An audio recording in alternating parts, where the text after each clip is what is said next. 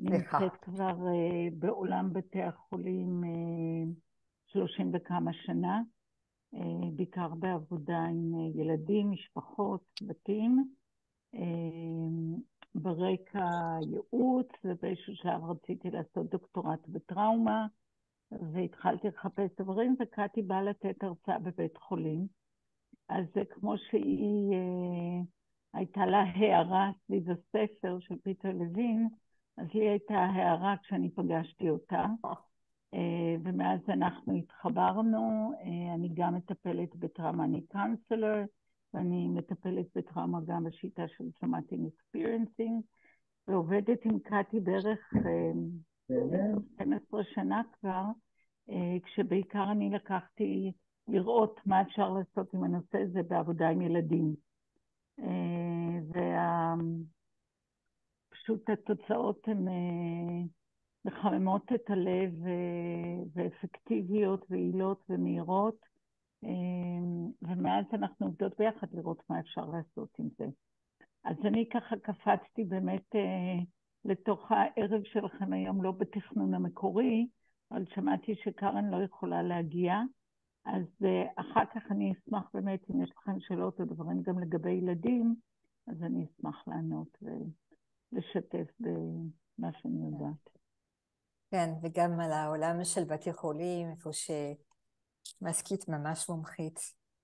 אוקיי, אז הרעיון להעביר מבוא ככה, בדרך כלל ההכשרה של אמושיונד היא הכשרה מובנית, 45 שעות, אני אדבר קצת על זה אחר כך, אבל מרגיש לנו מאוד חשוב בימים האלו, פשוט,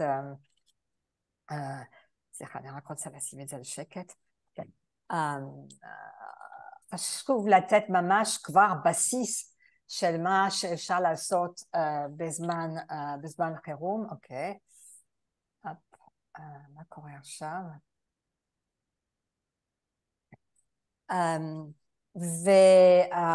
אז בגלל זה אנחנו פה ממש כדי לנסות להעביר לכם הכי המון ובצורה הכי פשוטה ויעילה שאפשר.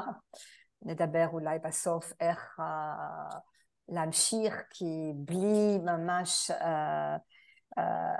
בלי להתרגל את הכלים האלו, קשה לעבוד איתם. כאילו ברור שתמיד אפשר, אבל זה דורש קצת להתרגל וגם הדרכה, אז אנחנו נראה איך אפשר לעשות את זה.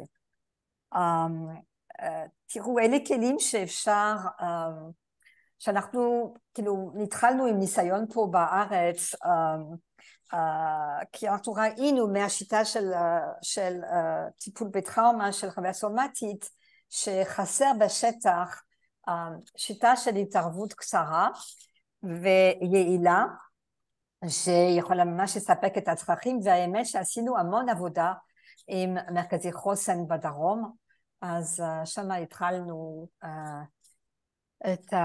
את הקריירה שלנו של אמושיונד.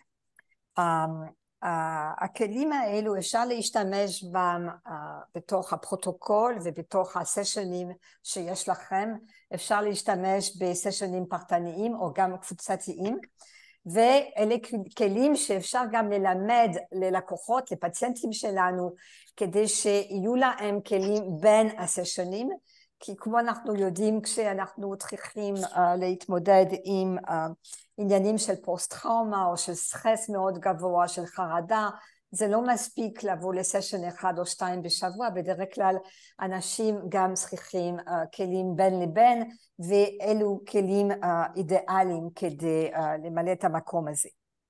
אז בלי לחכות, אני רוצה לחלוק איתכם מצגת שיהיה לנו בסיס לעבוד פה. אז אוקיי.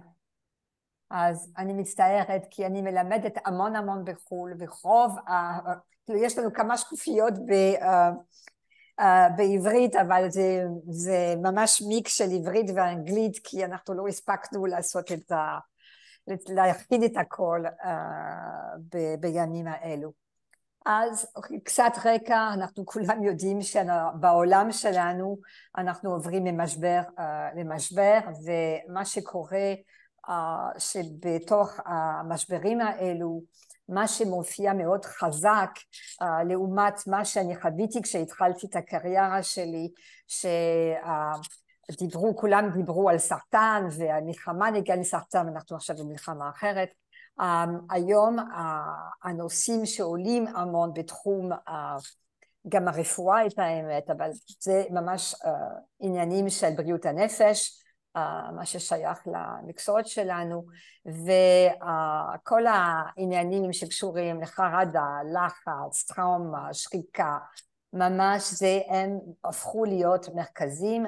זה לא הזמן לדבר על נתונים וזה, אבל זה פשוט הרקע שלנו לא רק בארץ, בעולם. עכשיו, ברור, כשאנחנו נכנסים בזמן של מלחמה, אז הלחץ הוא עולה עוד כמה דרגות, ואולי אנחנו נדבר גם על זה בהמשך, אם יש לנו זמן. אז מה שאני צריכה להגיד קודם כל, זה שהכלים שלנו מבוססים על חוויה סומטית, אז חוויה סומטית מפורסם עם עניין של נמר, וזו תמונה שבאה מנמל יפו, איפה שיש נמר מאוד יפה על הקיר שם. אז זה ממש כדי להגיד שאנחנו באים משם, למרות שאנחנו גם השתמשנו מעיקרון ומתרגיל אחד שדומה למשהו מ-EMDR. החוויה סומטית היא שיטה שהיא מתחילה, כאילו, האמת שהתחלנו, המחקר הראשון שהיה Control Randomized Study, אנחנו הוצאנו מהארץ, פרסמנו ב-2017 ב-Journal of Traumatic Stress, והמחקר הזה היה על 60 פציינטים, פוסט-טראומה, אוכלוסייה מאוד כללית, ואנחנו בכל מיני נושאים, ואנחנו עשינו רק 15 סשנים, ומה שהוצאנו מהמחקר הזה, הראשוני הראשון על חוויה סומטית, אנחנו ראינו 70% של ירידה בסימפטומים, ו50% מהאנשים איבדו את הדיאגנוזה של פוסט-טראומה. זה היה ממש משמעותי, ועד היום זה מאמר שמורידים המון מהאינטרנט, כי זה לא היה קל לעשות את המחקר הזה, בגלל לעבוד עם הגוף ולבנות פרוטוקול על בסיס, ומשהו שקורה בגוף זה לא היה משהו פשוט, וגם לא פשוט להגיע למצב איפה שג'ורנל רציני כמו The Journal of Traumatic Stress יקבלו אותנו. אז זה קרה, ואנחנו עכשיו במשהו כמו 2/3 של מחקר נוסף, שאנחנו עושים בימים האלו על חוויה סומטית מול PE, Prolonged Exposure, לאלו שמכירים, ואנחנו עובדים עם אוכלוסייה של חיילים. זה ממש breakthrough, כי אני לא יודעת, וגם אין לנו ממש זמן להציג את עצמנו, אבל מה שאנחנו יודעים מהמחקר בעולם על עניין של לוחמים, של veterans, זה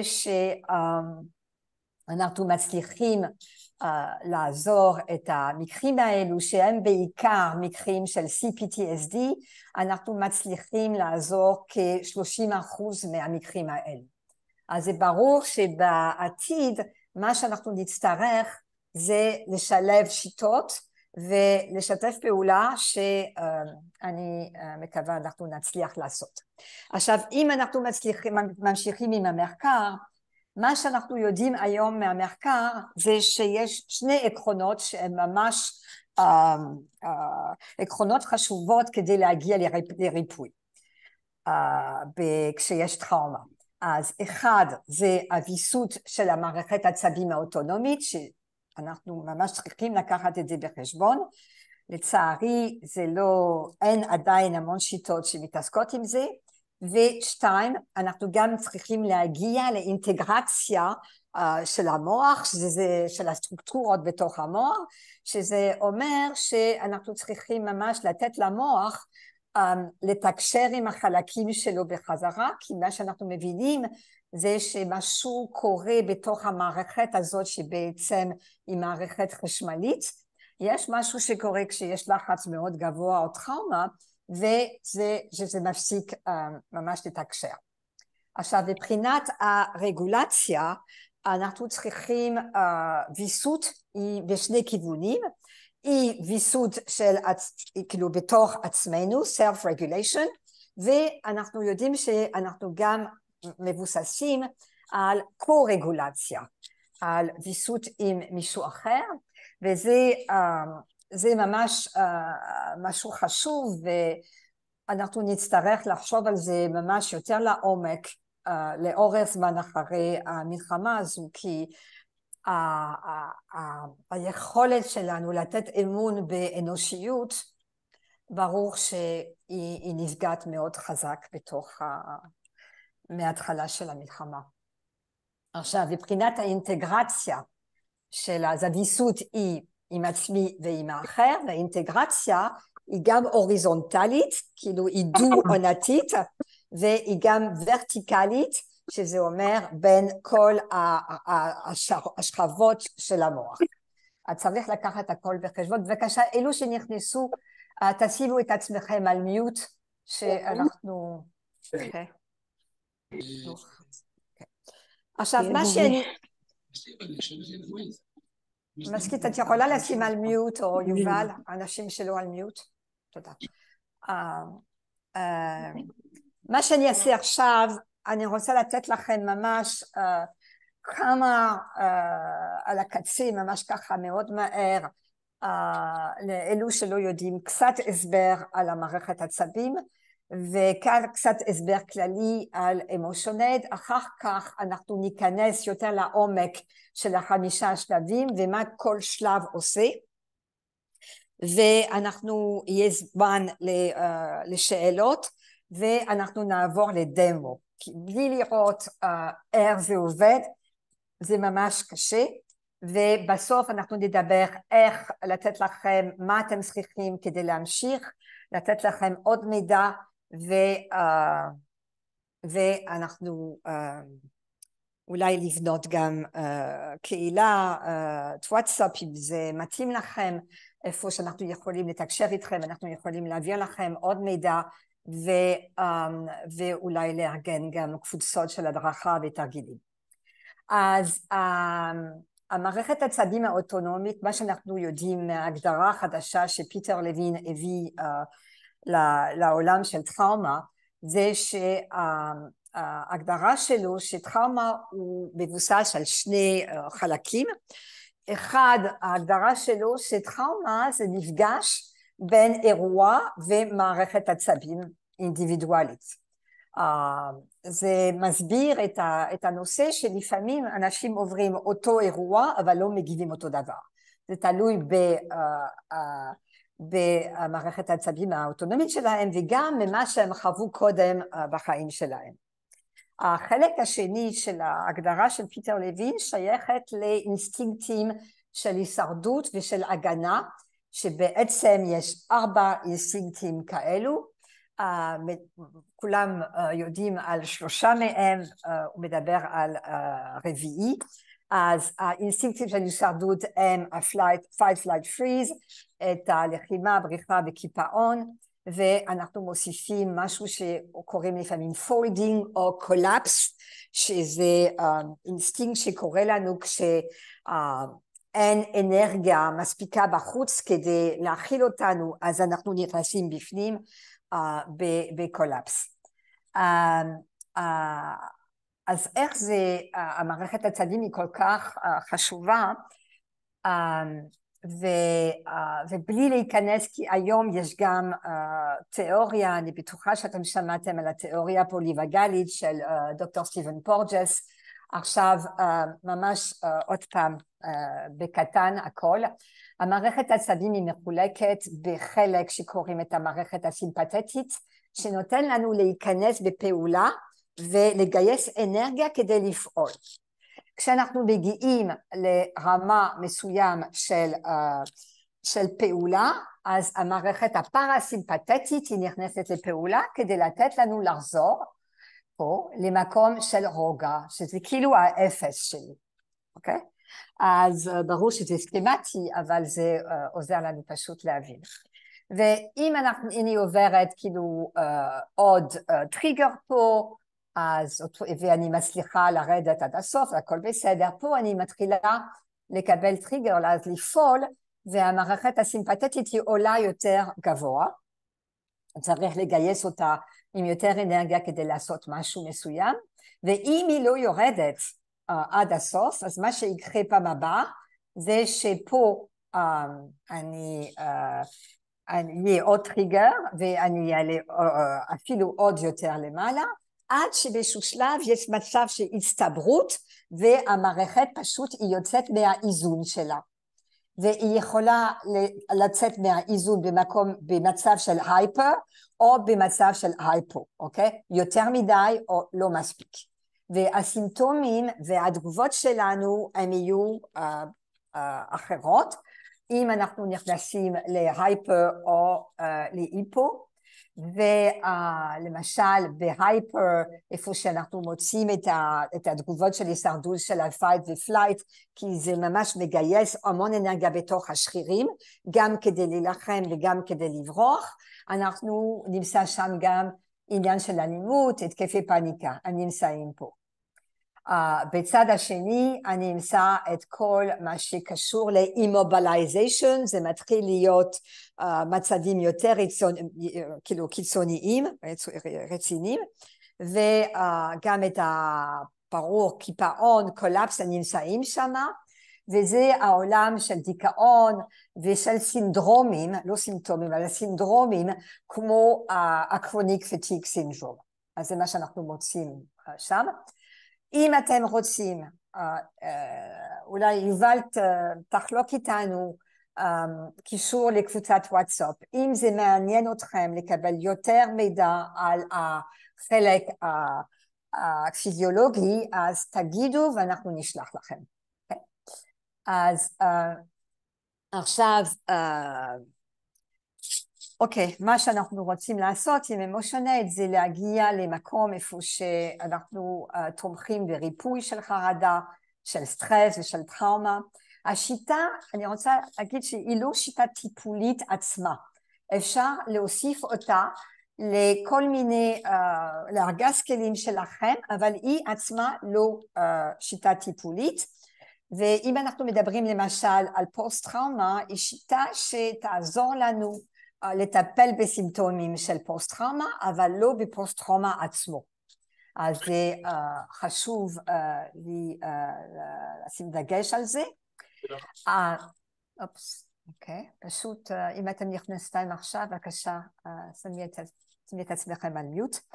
ויש שני מטרות לשיטה, אחד זה ויסות עצמי, אם אני עובדת עם עצמי, ואם אני פשוט עוקבת אחרי הפרוטוקול, אז אני מסוגלת להוריד את הרמה של מה שאנחנו קוראים אקטיבציה בשפה שלנו, והמטרה השנייה היא עזרה ראשונה רגשית לאחר, ושברגע שאנחנו מבינים איך זה עובד על עצמנו, זה הרבה יותר קל בדרך כלל לעבוד גם עם אחרים.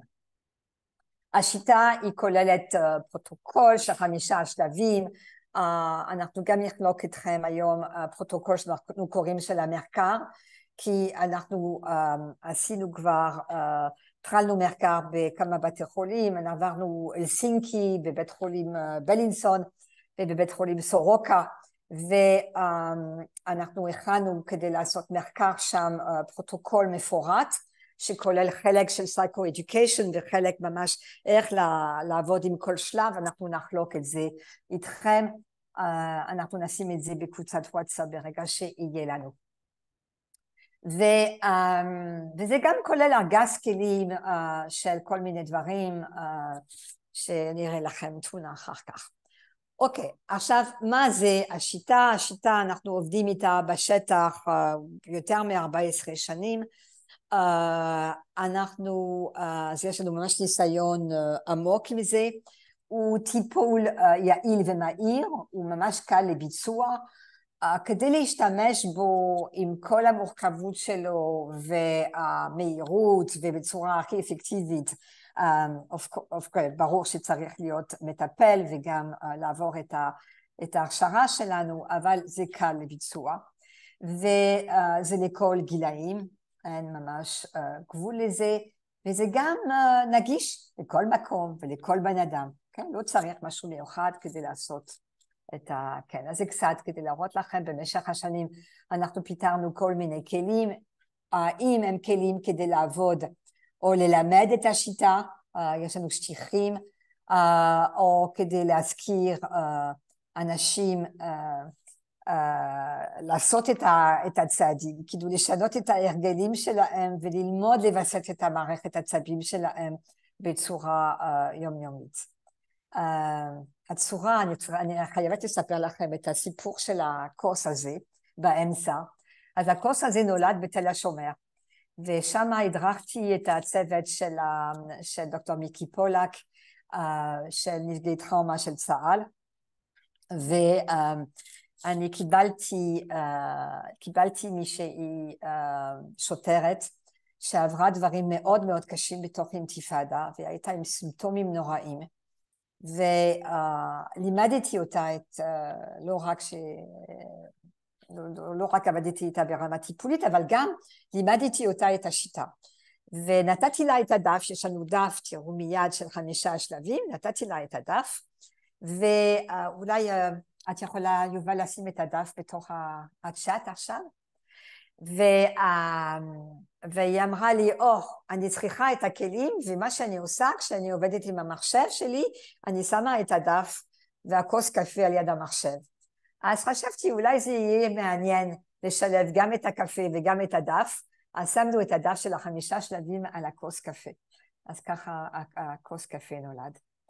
אז ההכשרת אמושיונד היא, כמו אמרתי, זה כדי לתמוך, לעזור בסימפטומים ששייכים לפוסט-טראומה. זה גם לאנשי טיפול כמוכם כדי לקבל כלים נוספים.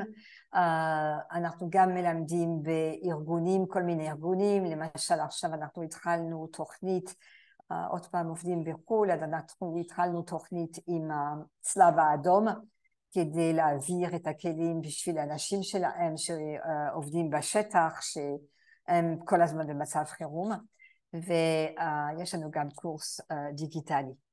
אז זה רק כדי לתת ממש, לא למכור את זה, אבל לתת לכם ממש מושג, כאילו קצת רמז מה קורה. יש לנו 3 פרקים בתוך הלימודים שלנו, בחלק אחד 12 שעות פלוס 3 שעות הדרכות, אנחנו לומדים איך להשתמש ב5 שלבים של אמושיונד.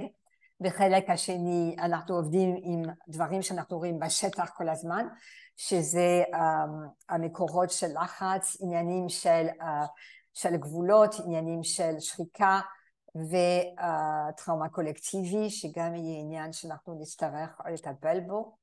והפרק השלישי הוא ממש ללמוד, לעזור, להשתמש באמושיונד במצבים קיצוניים, או של דיסוציאציה או של אקטיבציה מאוד גבוהה, שגם לצערי אנחנו נמצא בשטח המון בחודשים ושנים הבאים. הבאים או הבאות? אוקיי. אז, מה זה אמושיונד? מדברת על זה, אבל מה זה הדבר הזה? אז לאמושיונד אפשר להגיד שהוא מבוסס על עיקרון אחד, 3 קונספטים, מושגים ו5 שלבים. אז מה הם? אז העיקרון ממש מאוד מאוד חשוב,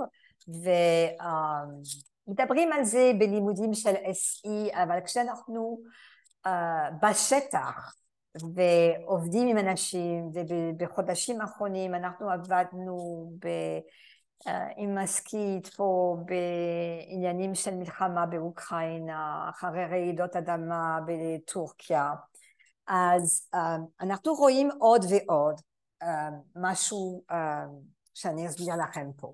אם אנחנו לוקחים את הסימן של הנצח כמו כאילו קונספט, אז מה שאנחנו אומרים בחוויה סומטית זה בצד אחד יש את כל העולם של ההילינג, של ריפוי, ובצד שני יש את העולם של טראומה.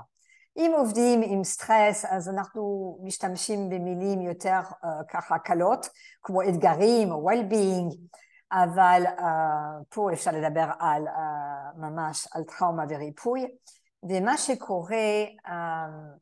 שקורה, אולי יש לי שקופית אחר כך, אבל קודם כל מה שאנחנו צריכים פה זה זרימה. אנחנו צריכים זרימה כל הזמן בין שני הצדדים של הסימן של הנצח פה. ואנחנו יודעים גם מהעבודה של סטיבן פורג'ס, של הפוליווייגו, שהעניינים הכי רציניים של טראומה הם שייכים ל-immobilization. אוקיי? Something gets stuck בתוכנו, משהו תקוע פתאום בתוכנו. ומשהו תקוע גם בגלל אנחנו נכנסים בזה, אנחנו קוראים את זה מערבולת, כשאנחנו נכנסים בתוך העונה של הטראומה, ואנחנו שוקעים בתוך המערבולת של טראומה, שיש לה מאפיינים של משהו שמדבק, שמפתה, שמאוד מגנטי ככה, וזה הופך להיות הרבה יותר גדול, ואם זה מגדל המון, אחר כך אם זה גדל המון, אחר כך זה קשה לעזור לצד השני. אז זה על העיקרון הזה. והשלושה קונספטים שחשובים לנו, וממש איתם אפשר לנהל את החיים בצורה שלא משנה מה אנחנו עוברים, מה שחשוב זה איך אנחנו מתמודדים. אז ממש פה מדובר על התמודדות, okay? זה לא פתרון לכל דבר, אבל זה פתרון של התמודדות. והקונספטים האלה הם קודם כל את הקונספט של קרקוע, ופה בצד ימין אתם רואים סטיקר, זה משהו שאנחנו פיתרנו כדי לדבר עם הפציינטים ולקוחות שלנו בוואטסאפ, ולהזכיר להם לפעמים לקרקע את עצמם, והתמונה של עץ זה ברור משהו שמקרקע אותנו, אבל גם יש גם תמונה של פיל שיודע בצורה מאוד טבעית לקרקע את עצמו עם עוד עץ בג'ונגל. הקרקוע אנחנו נעבור על שלבים של אמושיונל, אנחנו משתמשים בשלושה דרכים לקרקע את עצמנו והלקוחות שלנו, והכל דרך, כמו תראו, שייך לעוד אזור במוח ומפעיל עוד יכולת שלנו. הקונספט השני הוא קונספט של שחרור. זה לא מספיק לקרקע את עצמנו, זה לא מספיק, כמו תראו אחר כך, להתחבר בחזרה למשהו שעושה לנו טוב, זה אפילו לא מספיק להתחבר כמו שיטות עושות, שבדרך אגב יש דברים מאוד מאוד טובים בשיטות אחרות, ויש כאלו שהדבר הראשון שעושים זה מתחברים עם הבן אדם בדרך עיניים, אבל כל זה לא מספיק, אנחנו יודעים שאנחנו צריכים ללכת ולשחרר את הלחץ מהמערכת עצבים. הפחיקה של לחץ מהמערכת עצבים, כאילו ממש לרוקן הכי המון את הלחץ שהצטבר שם, מאוד מאוד חשוב, בלי זה, זה ממש קשה לחזור לאפס, למקום של רוגע. אז זה קונספט מאוד חשוב, והקונספט השלישי זה קונספט של משאב, שבעולם שלנו הוא משאב שאנחנו גם מחברים עם הגוף. הכל דבר, כמו תראו בדמו, בעולם של SE, של אמושיונל, מחובר לגוף. כי הגוף זה המערכת עצבים, וזה המערכת שאנחנו רוצים ממש לדבר איתה, וליצור שם תקשורת, ולעזור לה לחזור לאיזון. אז משאבים פה זה משאבים ששייכים לאלו שמכירים את סטיבן פורג'ס, את ה-ventral vagal, החלק העליון של העצב הווגוס, שקשור לכל מה שקשור ליחסים עם אחרים, ובתוך היחסים גם את העניין של חיוך של בן אדם, זה משהו שעושה לנו ממש טוב. אז אוקיי, אז אולי אל תחשבו על ילדים, על אנשים מסוימים עכשיו, בעיקר אם אתם הייתם, אם נפגשתם טראומה בשבוע האחרונה, אבל אתם יכולים לקחת תמונות נוטרליות שלא ממש שייכות אליכם, ולהסתכל על החיוך כמו ולהרגיש מה קורה בגוף. אוקיי, ופיינלי, עיקרון אחד, 3 קונספטים, 5 שלבים. השלבים האלה הם ממש, אנחנו בנינו אותם כדי להגיע בכמה דקות למקום של reset. אז על זה מדובר. אז בואו ניכנס ולראות מה אלו 5 שלבים האלו. אז קודם כל, ככה נראה את הדף שאתם קיבלתם בצ'אט לדעתי. יש משהו שאני צריכה לדעת מהצ'אט? אוקיי. לא, רק לא הצלחתי לשלוח בצ'אט את המסמך עצמי, אני אשלח קישור אליו. בסדר גמור. ויש בקבוצת וואטסאפ שלנו. אוקיי, בסדר גמור. אז הנה 5 שלבים, גם אתם יכולים להיכנס ב-emotional.com ולהוריד את הדף הזה מאתר אינטרנט שלנו. יש לנו אתר אינטרנט שלנו באנגלית, בינתיים אומרת תהיה גם בעברית. אז מה שאנחנו רואים פה בצד ימין זה 5 שלבים, אנחנו ניכנס בהם עוד רגע, ופה למעלה אנחנו רואים סולם, אנחנו קוראים את זה את הסולם של לחץ, ואנחנו משתמשים בסולם בכמה מקומות בתוך התהליך של אמושיונל, אנחנו גם נראה לכם איך זה עובד. אוקיי, אז בעצם הסולם, המדד של לחץ, הסולם של לחץ, זה השלב האפס של אמושיונל.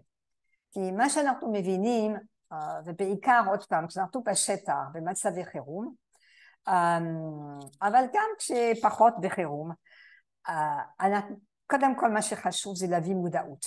כשאנחנו מביאים מודעות, אנחנו מתחילים להפעיל גם את הניאו-קורטקס שלנו, שאנחנו מאבדים כשאנחנו בלחץ מאוד גבוה, ולהביא מודעות לסולם הזה זה משהו מאוד חשוב. אנחנו עם מסכית מלמדות כל שנה כמה פעמים בבית ספר לרפואה באוניברסיטת תל אביב, לקבוצות של מתמחים של רפואה משפחתית, וזה הדבר הראשון שמציגים את עצמם ומספרים לנו בשבוע האחרונה בעבודה שלכם בממוצע איפה הייתם בסולם של לחץ ב-0 עד 10, ופתאום הם מגלים שלפעמים הם ב-10, לפעמים הם ב-15, לפעמים הם ב-50, והם בשוק פשוט להבין את זה.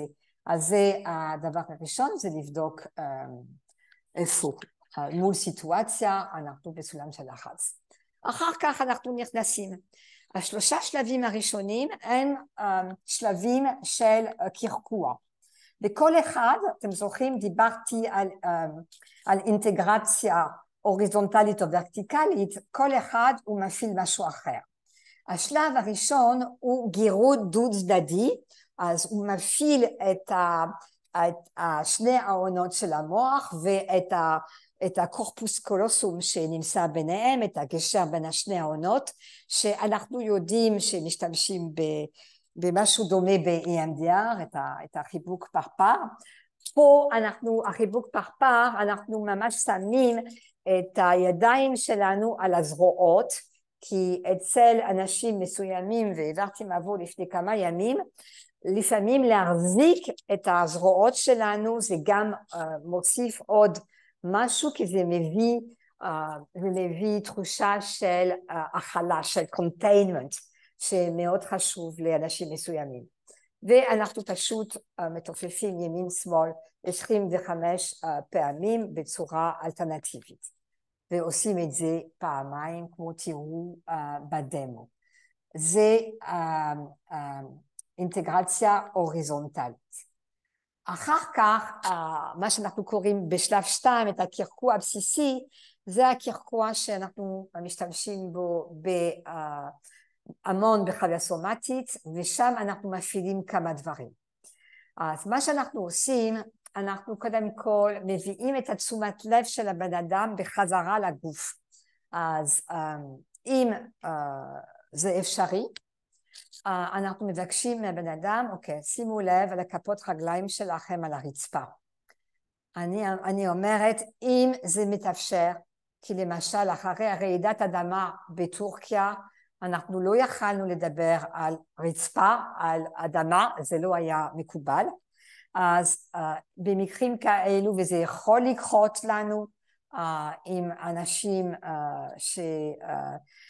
מהדרום, כי האדמה, משהו קרה לאדמה שלהם, אז במקרים כאלו צריך להגיד, שימו לב לגוף. הגב על הכיסא, הירכיים על הכיסא, אוקיי? אני אדגים את זה עוד אחר כך. ואחר כך אנחנו מפעילים את היכולת של אוריינטציה שלנו. אנחנו מסתכלים מסביב, זה אומר שאנחנו צריכים להזיז את הצוואר, הצוואר הוא אחראי והוא מתקשר עם האזורים במוח שמתעסקים עם אוריינטציה כמו ההיפוקמפוס, אוקיי? אז אנחנו מפעילים אותו ומבקשים לאנשים להסתכל מסביב ולספור. לספור זה מפעיל עוד מבנה במוח שזה הניאו-קורטקס, המוח החושב שהוא היחיד שהוא יודע לספור. אז אם אנחנו מבקשים מהבן אדם לספור צבעים, צורות, טקסטורות, מרקמים, אז אנחנו מפעילים 3 דברים. את ההבנה עם החיבור לגוף שהוא פה ועכשיו, זה אומר שהוא לא חוזר בחזרה לאירוע, או הוא לא מסתכל לעתיד בתוכן של החרדה שלו, הוא פה ועכשיו. 2, אוריינטציה, 3, ניאו-קורטקס, היכולת ממש להיות פה ועכשיו ולתפקד. הקרקוע השלישי, זה גם שלב שלישי, זה שלב של הרגעה, אוקיי? של ויסות. בבקשה תשימו את עצמכם על מיוט, אם אתם לא על מיוט. ואנחנו שמים יד אחד על הלב ויד אחד על הבטן, ואנחנו אומרים לבן אדם לקחת כמה רגעים להיות עם עצמם. ובשלב הזה, זה מה שהייתי אומרת, אנחנו גם נחלוק איתכם סרטון שהוצאנו לפני יומיים, של מישהי שמדגימה את 5 השלבים בדקה וחצי. אז זה פשוט לשים לב יד אחד על הלב, יד אחד על הבטן. מה זה עושה מבחינת המוח? זה מחבר אותנו לשני מרכזים חשובים של המערכת העצבים האוטונומית, אחד שנמצא בחזה ואחד שנמצא בתוך הבטן. והדורסל וגל, החלק הדורסל וגלי של העצם הווגוס הוא נמצא בבטן, והחלק הוונטרל וגלי הוא נמצא בתוך החזה. החזה זה גם מרגיע כי זה המקום של חיבור בין התינוק ולאמא. אז הסטרנום פה הוא אזור מאוד מאוד חשוב, בדרך אגב הוא גם אזור מאוד מאוד חשוב בתהליך של אבל. אז אולי נדבר על זה בהמשך. יש מדיטציה שעושים למצבי אבל איפה שמתחברים גם עם הסטרנום. אז אוקיי, עכשיו השלב הרביעי של 5 שלבים הוא השלב של שחרור. הוא השלב הכי מתוחכם והוא השלב שדורש הכי המון לתרגל, בעיקר אם אתם לא למדתם שיטה שהיא קשורה לגוף, עד עכשיו, כי שם אנחנו משתמשים בצורה אינטנסיבית בתחושה מורגשת, המושג שמגיע מיוג'ין גנלין, מהשיטת פוקוסינג, ואנחנו ממש נכנסים בכאילו סימפטומים, מה הגוף מביא, מה הגוף מבטא בזמן לחץ מול סיטואציה. זה יכול להיות גולה בגרון, זה יכול להיות לחץ בחזה, זה יכול להיות לחץ בתוך הידיים או הרגליים שאנחנו הפעלנו את האינסטינקטים של הישרדות, זה יכול להיות כאילו כל מיני זרמים ודברים מוזרים ששייכים למערכת החשמלית של המערכת הדין האוטונומית. אנחנו מתחברים לתחושה אחד ואנחנו עוזרים לגוף לעשות מה שהוא יודע לעשות, מה שהוא כאילו אנחנו בנויים לעשות את זה, שזה לשחרר את הלחץ. ואם יש לנו ארגז כלים שלם, שאנחנו גם נחלוק איתכם בהמשך כדי לעזור להגיע לשחרור, אם זה לא מגיע מיד.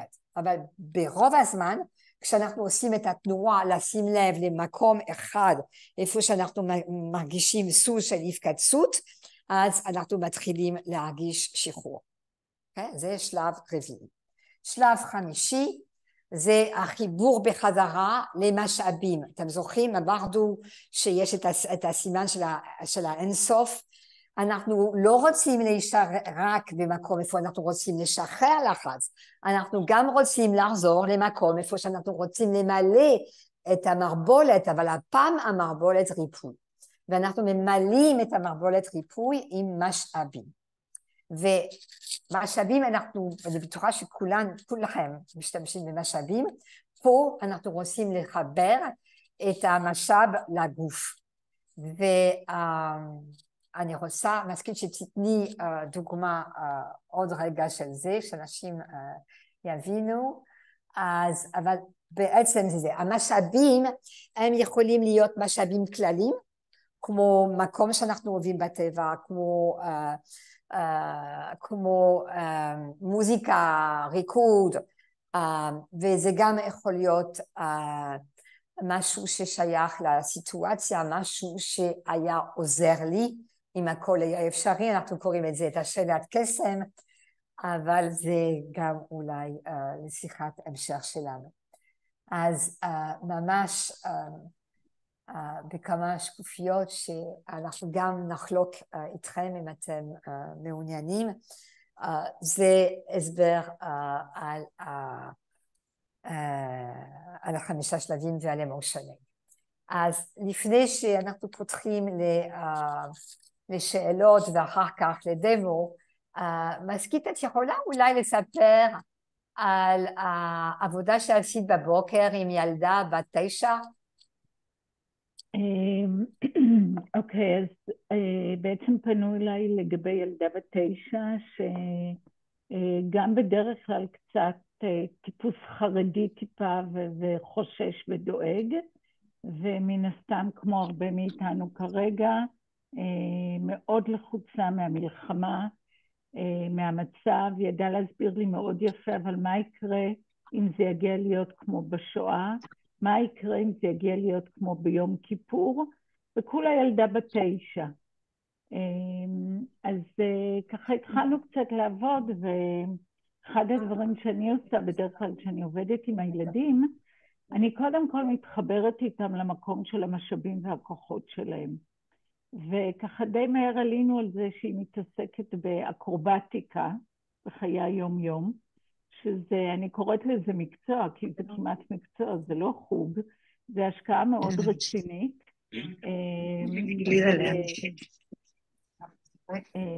יובל רק, תודה.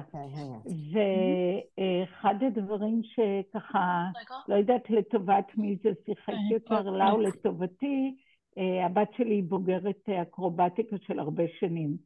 אז ככה יכולנו לנהל שיח מאוד קל על כל המושגים והחוויות וכו'.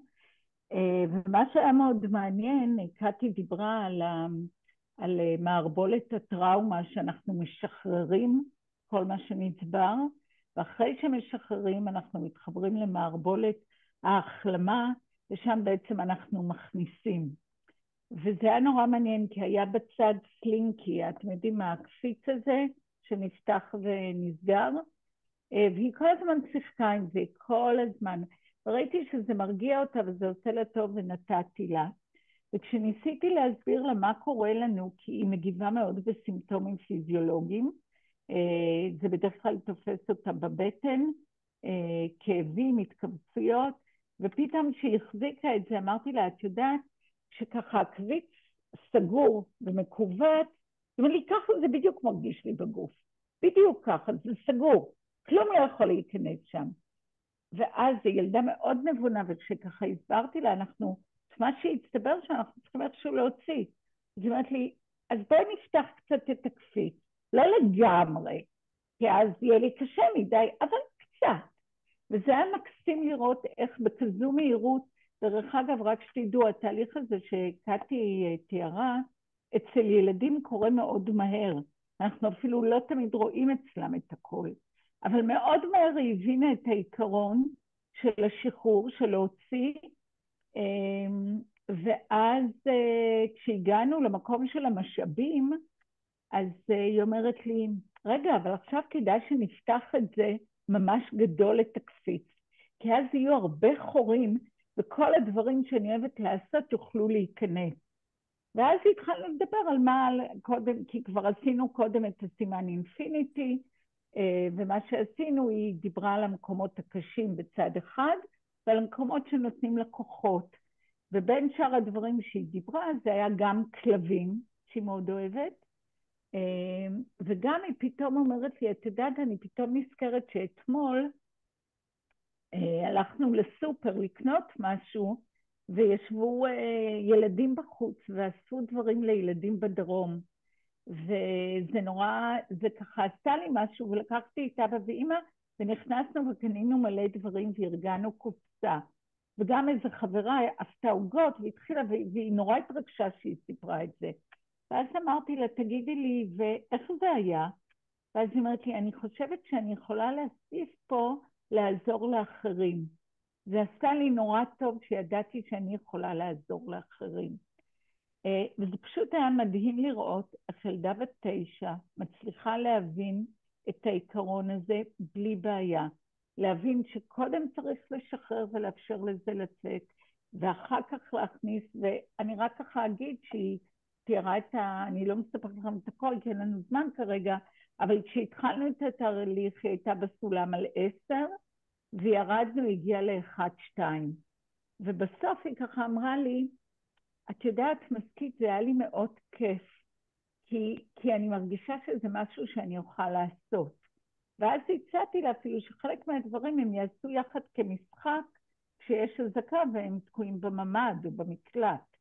אז נורא חשוב לי שתבינו שבאמת הקסם מבחינתי של הכלי, קטי סיפרה לכם שעבדנו עם רופאים.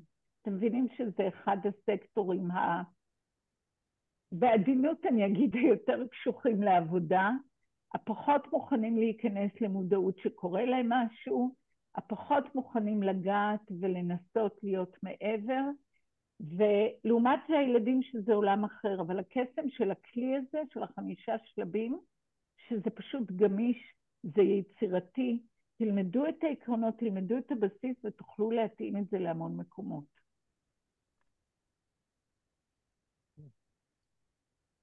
אוקיי, אז אני רוצה לבדוק אם יש, תודה רבה מסכית, זה ממש תמיד טוב לשמוע גם איך זה עובד בשטח. אז האם יש שאלות? מי כבר הכיר את הכלי או... כן, אביבה, טוב לראות אותך. אז זה רענון בשבילך. כן, אוקיי. שאלות? אתם רואים? אוקיי. כן, קטי לי שאלה. כן, עופר. ואני צריכה להגיד קודם כל תודה לעופר שאנחנו פה ביחד, כי זה התחיל איתך. והנה, יש דברים בתוך כל הקושי שאנחנו עוברים בימים האלו. יש גם רגעים ככה של שיתוף פעולה כל כך, כאילו, כן, מרגיש ממש מלא אור ואהבה, כן. תודה. תודה לך, כן. וככה בעצם החיפוש שלי אחרי באמת איזשהו כלי פרקטי בתוך הזמנים האלה, זה הקשר איתך, אז זה הביא אותי באמת לחשוב איתך או לשמוע ממך מה יש להציע. עכשיו, כל הקונספטים האלה והשיטה זה ליישום בתוך, איפה זה נכנס בתוך המפגש? זאת אומרת, איך את בונה... המפגש, אנחנו נחלוק איתכם פרוטוקול, זה מה שאמרתי קודם, זה פרוטוקול שבנינו עם מסקיד ודוקטור קרן לרנר, כשעשינו מחקר, אז זה גם פרוטוקול שהיה מקובל בבתי חולים, אז זה משהו מאוד רציני, וזה פרוטוקול מפורט, איך אפשר לעשות סשן.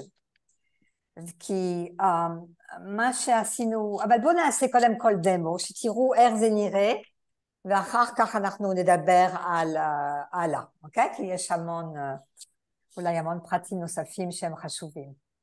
קטי, אולי רק נגיד במילה, עופר, לשאלה שלך, שזה גם יכול להיות מפגש, שתכף תראו איך עושים, אבל זה גם יכול להיות חלק קטן, כי קטי אמרה לכם קודם, זה לא הטיפול. אבל אם אתה מצליח לתת לבן אדם שמולך משהו שיעזור לו בין המפגשים, שיעזור לו ביום יום, שזה כמו, אני חושבת שהתיאור הכי טוב, היום עם הילדה היה לי נורא קל להסביר, כי אתם יודעים, אקרובטיקה זה אימונים של 3-4 פעמים בשבוע. ואמרתי לה, מה קורה אם את לא מתאמנת על גמישות? היא אומרת, אין מצב, אני לא יכולה לעשות את זה. אז אמרתי לה, זה אותו דבר. זה חדר כושר רק של חלק אחר בגוף שלנו. ואני יכולה להגיד לכם שגם אנחנו, הרי תמיד שואלים, ואני לא מחדשת לכם, מי מטפל במטפלים, ואיך המטפלים מצליחים להחזיק עכשיו מעמד עם כל הסיפורים וכל החוויות, גם במי שאתה מטפל וגם האישים שלנו, כי באמת אין אחד שלא מכיר שמה יודע וכו'. ואני חושבת שאתה מרגיל את זה לחלק משגרת יום, זה הקסם, זה הטריק. ובאמת, תאמינו לי, זה לוקח כלום זמן. ואני אומרת לכם את זה בתור אחת שישבה בפעם הראשונה בקורס הראשון, שמה עיניים, הציצה בעין אחת, לא הבינה מה היא עושה שם, כי הייתי עם ה-to-do list בראש, והיום זה פשוט ככה, זה צ'יק צ'ק, וגם הגוף לומד לעשות את זה. אז לא צריכים להיות מאוד סטריקט אחר כך. אז האופציות לשימוש הן רחבות. מסכית, אולי זה כדאי שתדברי גם על הצוות שלך. על מה? על הצוות שלך, או... על הצוות שלי. כן, או הצוות של מינה בבית חולים ברזילי. תודה לאל. זה כלי שאחד הדברים המדהימים בו, שזה הופך להיות הסמנטיקה. בארגון שלי יש לי 70 מטפלים ומורים שעובדים עם הילדים. אני עובדת בשניידר. 70 זה לא כמות קטנה, זה כמות מכובדת. ועובדים בכל המחלקות, ומחלקות קשות ולא פשוטות. ואתה לא מטפל, אנשי צוות לא אוהבים להרגיש מטופלים. אבל כשקורה אסון ונפטר ילד, או קורה אסון וקורה משהו אחר, הם כן רוצים, הם רוצים שמישהו יהיה שם. וזה פשוט סמנטיקה הפך להיות, הם יכולים להיכנס לחדר, להגיד, סליחה, אני צריכה 3 דקות, אני יכולה לעשות לי קרקוע, נכנסים לחדר, עושים קרקוע, אוקיי, מפה אני יכולה לבד, אני ממשיכה וממשיכים הלאה. זה דברים שזה פשוט הופך להיות כלי יומיומי, שאתה כל פעם גוזר ממנו חלקים, גם בתקופות שאנחנו יכולים כאנשים להרגיש יותר נמוך, פחות נמוך, פתאום להיזכר במקום של החלק של המשאבים, זה גם משהו מאוד עקרוני. אז אני חושבת שאולי כשתראו את זה בדמו ותבינו איך זה עובד, יהיה לכם קצת יותר קל להבין איך אפשר לקחת, אבל יש גם במשאבים המון עניין של משאבים של ארגון. אני לא יודעת מי מכם עובד לבד ומי עובד עם עוד אנשים, אבל קבוצה כארגון, ואת זה קטי ואני ראינו המון בקורונה, זה פשוט נתן להם המון כוח, שהם הבינו שהם יכולים להיעזר אחד עם השני. והבינו, פתאום מנהל מחלקה שהבין, אבסורד, כן? אבל הוא לא הבין את זה קודם, שכל מה שהם צריכים חדר קטן, עם מקום למים חמים, לתה, לקפה ולשים משהו בפה, שהם עם החליפה הזו ולא יכולים לנשום. ואז מזה הם פיתחו את זה, אז כל פעם אחד הביא עוגה, השני הביא סלט, והשלישי הביא מוזיקה, וזה הפך להיות המקום של לקבל כוחות, וזה מאוד משמעותי. כן, אוקיי. אז בואו נעבור לדמו, שיהיה לנו זמן גם להסביר אולי הדמו אחר כך ולשאול שאלות. יש מישהו שמרגיש עוררות, מוצפת?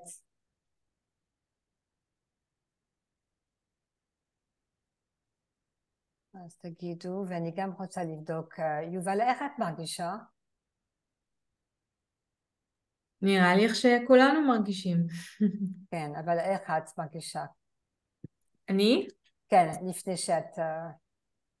הנסיעה שלך מחר, כן. לדרום. אני נוסעת לדרום, להתגייס למילואים.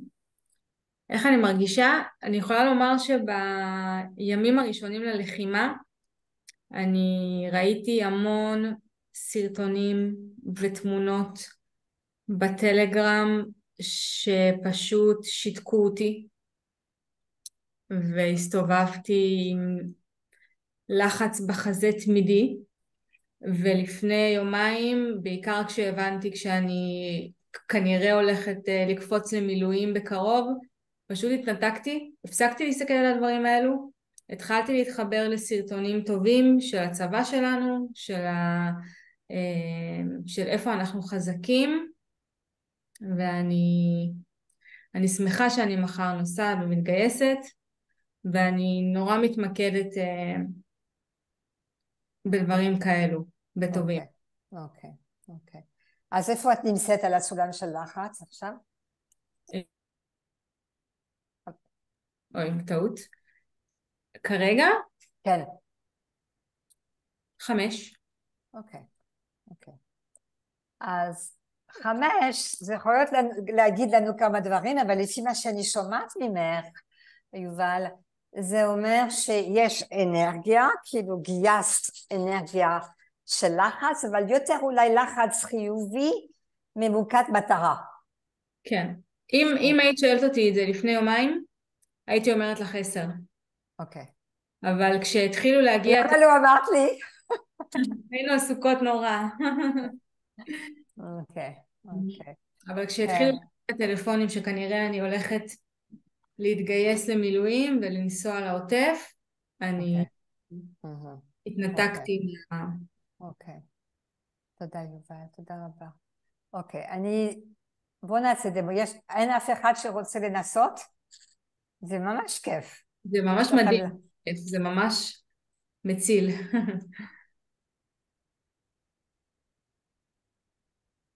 כן, עופר?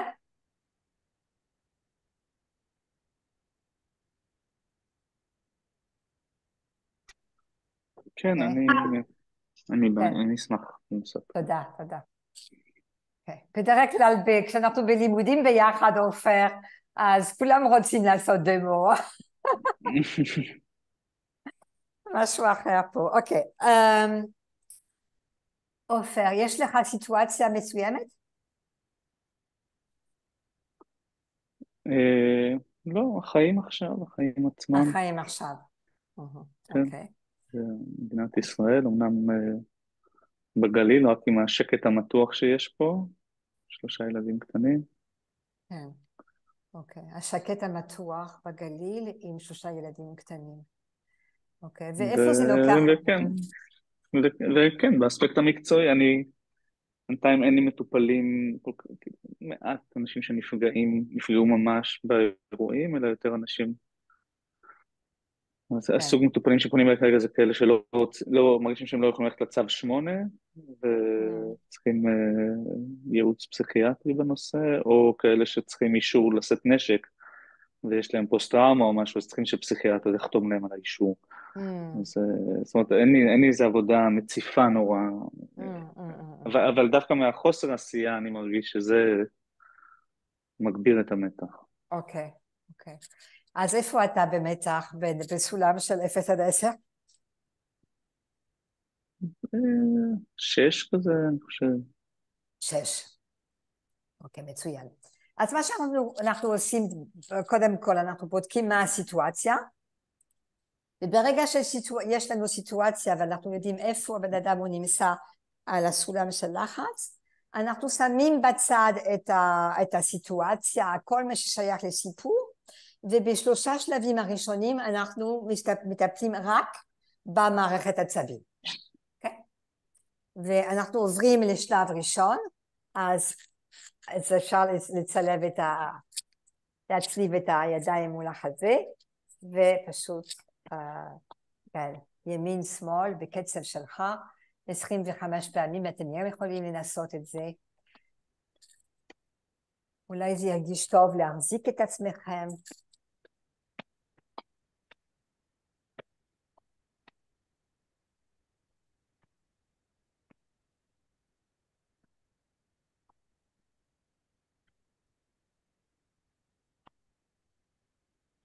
Okay. ואפשר לעשות את זה עוד פעם 25 פעמים. כן.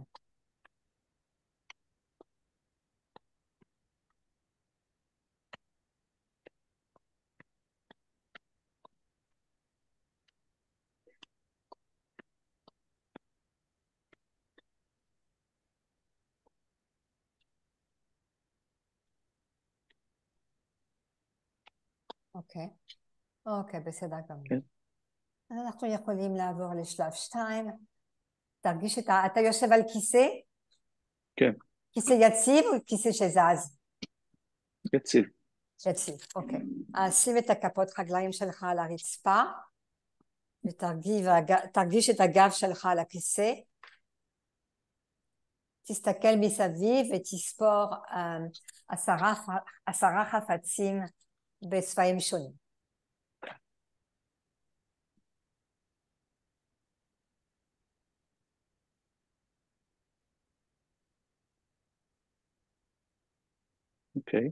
אוקיי.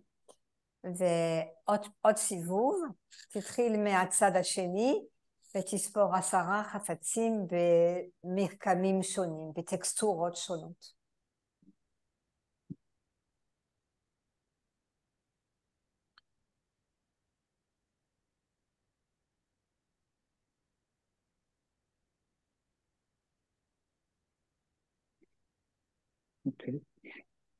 אוקיי.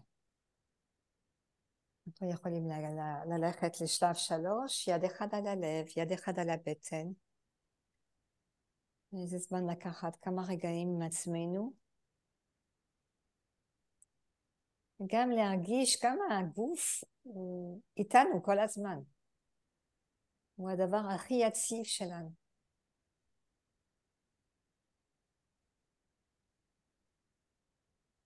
הוא לא עוזב אותנו. וכדאי לנו לא לעזוב אותו.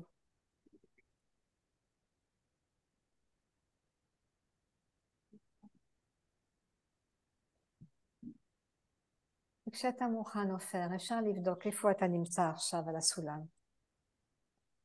לחץ בין 0 עד 10.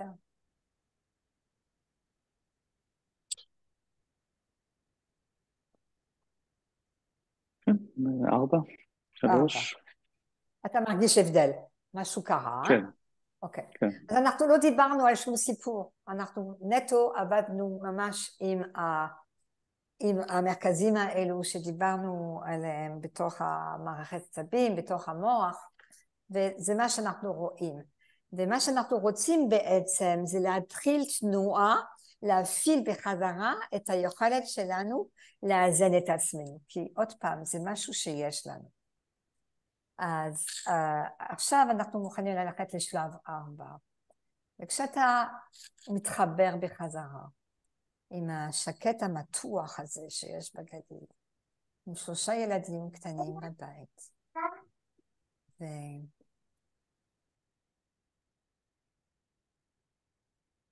למה אתה שם לב בגוף שלך?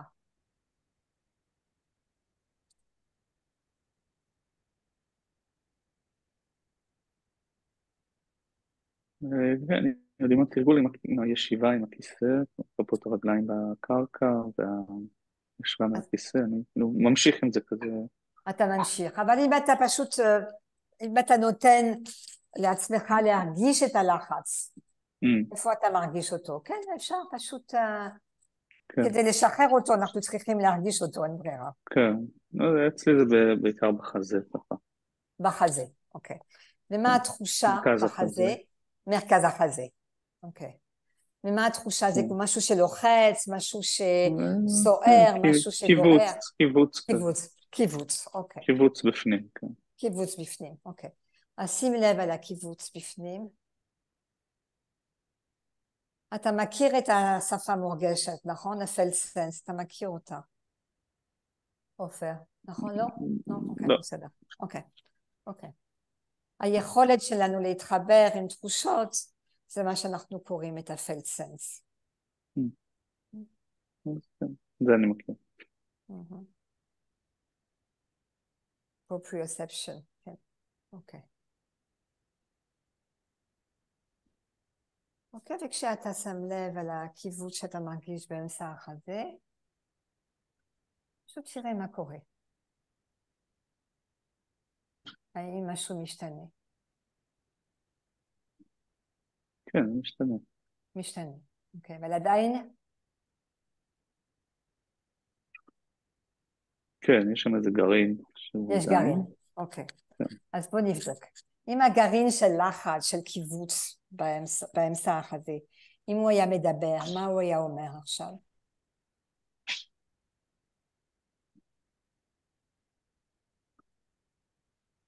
אצילו, נאנח ככה מאוד חזק. אצילו. וכשאתה שומע את המילים האלו, אצילו, מה קורה עכשיו? למה אתה שם לב? מה קורה עם הקיבוץ?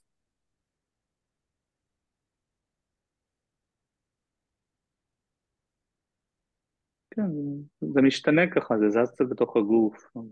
זה משתנה וזה זז בתוך הגוף, אוקיי. אז אנחנו רואים שיש תנועה. אז אין את המקום של סטוקנס, של משהו תקוע.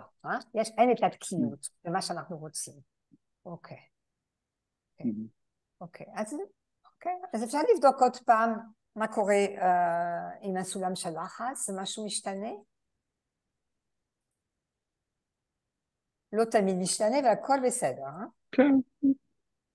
לא, זה פחות מבהתחלה. אוקיי. דור 4, 3. אוקיי, 3, 4.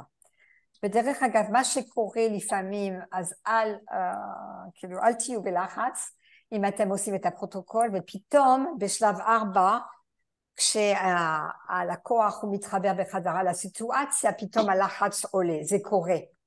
זה אומר שפתאום המערכת הסימפתטית היא יוצאת לידי ביטוי, היא מראה את האקטיבציה, וזה בסדר גמור, כי אנחנו צריכים להתחבר איתה כדי לתת לה ממש להירגע, אוקיי? כדי לתת לה, לתת לה את המסר שזה זמן לשחרר. אז הכל בסדר אם פתאום הלחץ עולה. אוקיי. אז עופר, אני רוצה לשאול שאלת קסם עכשיו. וזו שאלה, כי היא שאלה שהיא תהיה מאוד שימושית לכל בן אדם. וצריך להבין משהו. הכל בתוך המוח בנוי, בגוף, בנוי כדי לעזור לנו בזמן סכנה. אנחנו בנויים כדי לשרוד. זה שייך לחלק מאוד עמוק בתוך המוח, שאנחנו קוראים את המוח הזוחלי. ה-reptilian brain. שם נמצאים גם את המערכת עצבים האוטונומית וגם את האינסטינקטים של הישרדות.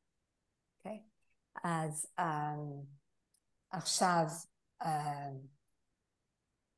כשאנחנו במצב כמו עכשיו, הסכנה לא עברה, ואולי לאנשים מסוימים במדינה זה פחות או יותר, אבל לכולנו אנחנו במלחמה, הסכנה קיימת. אנחנו במוביליזציה, שזה מרגיש בסדר, כמו יובל תיארה, כי זה מה שאנחנו רוצים כשאנחנו בפייט. פייט זה מוביליזציה עם המון neurotransmitters, עם המון הורמונים, אוקיי? אז אנחנו, התגובות שאנחנו נראה כשאנחנו עושים את התהליך הזה, הן יהיו קצת אחרות ממה שאנחנו נראה אחרי המלחמה. אחרי שהסכנה עוברת, זה לא אותו דבר. עכשיו, אז אנחנו צריכים, פשוט לוקחים את זה בחשבון. כי אפילו אם יש מצב של סכנה, הסכנה זה משהו שיחסית, relative safety, relative danger ו-relative safety. צריך לקחת את זה בחשבון, ואתם תמיד יכולים להגיד, אוקיי, בן אדם הוא אומר, סכנה זה מסוכן, אבל פה עכשיו, כשאתה יושב על הכיסא עכשיו, מה קורה? אז ממש להחזיר את הבן אדם לפה ועכשיו, אוקיי? והגוף זה מה שהוא יודע. הגוף הוא לא בעבר והוא לא בעתיד, הוא רק יודע להיות פה ועכשיו, אז זה ממש עוזר לנו, אוקיי? אוקיי, אז אוקיי, זה קצת רציתי להסביר את זה. ועכשיו, יש שאלה שאנחנו משתמשים המון בשאלה הזו עם הילדים. אנחנו קוראים אותה שאלת קסם. Okay? והיא שייכת לקסם, כי אפשר לעשות קסם עם האמיגדלה, עם ההיפוקמפוס, כשיש עוררות יתר, אז מה שקורה, המבנים האלו הם באי איזון. וכשהם באי איזון, זה גם, הם נותנים לנו את התחושה שמה שקרה לפני 10 שנים עדיין, כאילו זה כמו זה עכשיו, אבל זה אומר שאם אנחנו מכילים למבנים האלו משהו ששייך לקסם, הוא גם ייקח את זה, כי הוא קצת באי איזון, אנחנו משתמשים בזה. אז השאלה היא ככה, אם הכל היה אפשרי עכשיו, כן, שים לב לנשימה שיצא, אם הכל היה אפשרי עכשיו עופר, מה היה עוזר לך? וזה יכול להיות משהו קונקרטי, זה יכול להיות מישהו, זה יכול להיות משהו, זה יכול להיות משהו דמיוני, זה לא כל כך משנה, אוקיי? אם הכל היה אפשרי, מה היה עוזר לך, או מי היה עוזר לך עכשיו?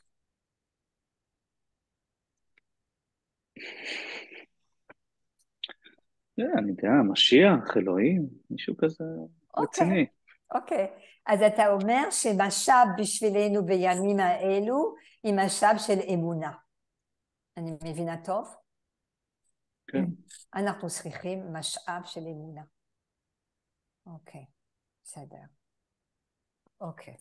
וכשאתה מתחבר לזה, כאילו הדבר הזה יותר גדול, שלפעמים אנחנו ממש צריכים להיות מחוברים כדי להמשיך הלאה, אוקיי? כשאתה מרגיש את החיבור לאלוקות, אוקיי? אז מה קורה בגוף? קודם כל יש חיוך על הפנים שלך, אבל מה קורה בגוף שלך עכשיו? מה החיוך שלך אומר? כן, שלפתי את זה כזה ספונטני, לא חושב, לא... אבל זה הכי טוב, ספונטני זה מה שאנחנו רוצים. כן, לא, נחמד שזה יצא, וכן, זה מקל עליי גם. כן, אוקיי. ואני מרגיש בגוף את ההקלה הזאת.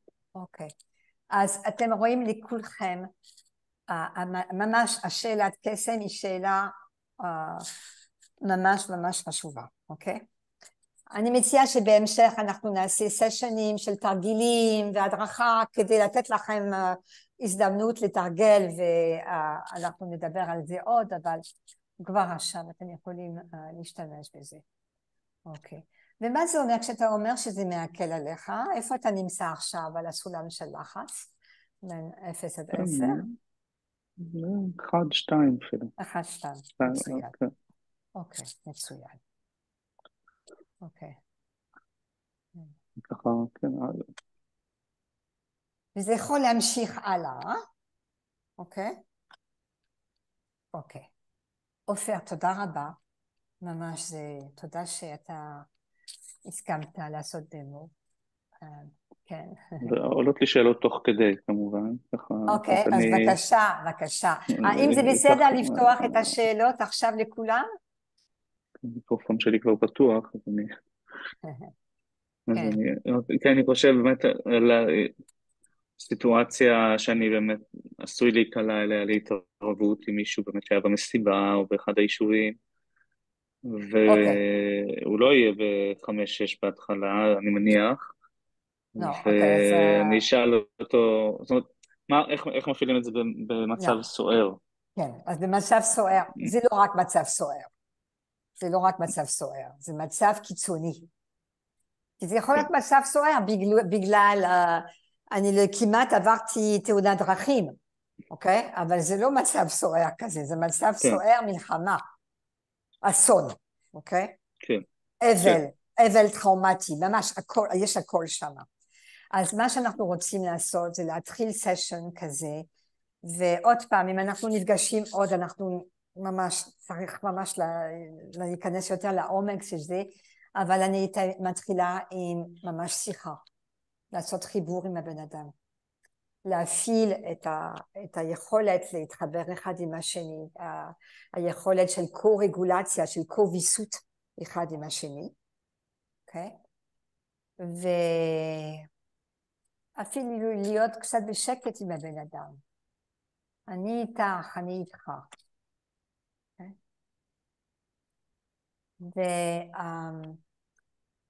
ויש הוראות שחשובות, למשל צריך להשתמש בשפה מאוד ברורה, לא יותר מדי מילים, כי אנשים שהם במצב כזה, הם פחות בקוגניציה. אז עד שהקוגניציה חוזרת, צריך ממש לדבר שפה מאוד, מאוד ברורה, מאוד פשוטה.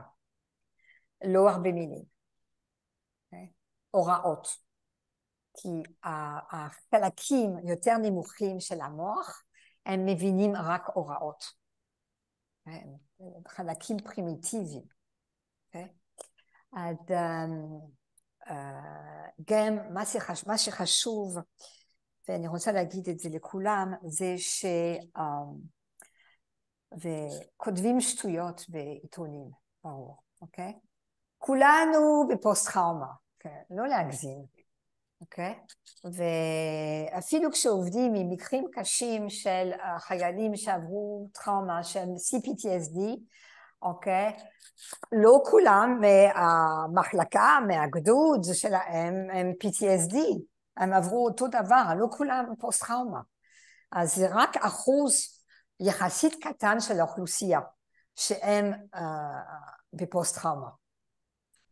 עכשיו, אני לא יודעת כמה אתם יודעים על פוסט-טראומה, אבל אומרים שיש משהו כמו חודשיים, שאנחנו קוראים ASD, Acute Stress Disorder, איפה שזה המצב שלפני פוסט-טראומה, לפני שאפשר להגדיר מישהו עם זה, הם במצב מאוד בוער אחרי טראומה, אבל זה לא אותו דבר, זה ASD, אוקיי? Acute Stress Disorder. אז זה חשוב לעשות קודם כל, להגיד את זה, להגיד שלא כולם ולא כולנו פוסט-טראומה. זה דבר אחד. 2, צריך להגיע למקום איפה אפשר לנרמל. אם אנשים מתחילים לדבר, אבל אי אפשר לישון, ואני כבר לא מעכלת שום דבר, או יש לי שלשולים כל הזמן, או יש לי את המחשבות האלו, אני לא יכולה להיפרד מהתפונות, מהמחשבות האלו, כל הדברים האלו שיכולים לעלות בזמן הזה, לנרמל. צריך להגיד שזה לגמרי נורמלי, אוקיי? לפשט ולנרמל. כי מה שקורה כשאנחנו חווים, זו פעם ראשונה, סימפטומים של עוררות, של קיצונית, של המערכת עצבים, זה מאוד מפחיד, כי אנחנו לא מכירים את זה, אוקיי? פתאום הרגליים רוצות לרוץ, לא מבינה למה. כל הזמן יש לי משהו ברגליים, יש לי שקט. מה קורה לי, אוקיי?